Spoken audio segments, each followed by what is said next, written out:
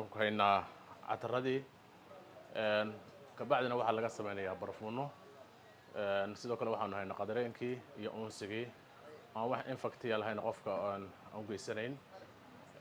waxaan haynaa caraftii oo dhammaystiran oo loo isticmaali karo guryaha iyo qof bini'aadanka jirkiisa sidoo kale xafiisyada baabuurta intaba loo isticmaali karo waxyaalaha hadda annaga aan ka ganacsano waa arrin ku cusub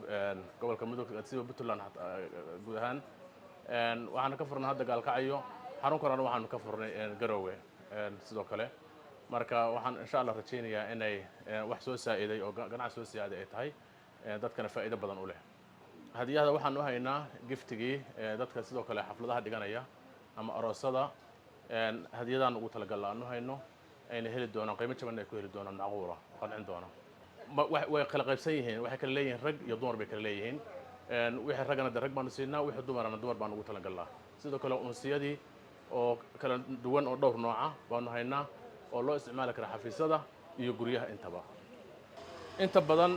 dadku waxaan haynaa waa waxa daasadaha ku jira kabacdi dhalooyinka aanu ku shubnay marka qofku markuu soo istaago customerka waxaanu sameynaa inuu qofku asagu doorto oo ursado kii asaga qanciya ba catarhaan oo qaata ama barafuun looga sameeyaa markaa wallaahi dadku waa wax walba la weeye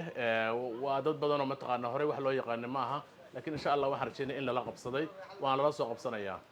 su'aalo badan waa laga keenay laakiin insha Allah hadda dadkii boqolkiiba 85 aad baa loola qabsaday customer aad u fiicanna waa noo yimaadana waa gataan qof mar noo yimid mar dambe nagu soo noqon waayo waa aad baa loogu soo noqdaa xaruntan waxay ku taallaa Gaalkacyo ka soo horjeedka Westgate agaarka Hotel Royal Hardayax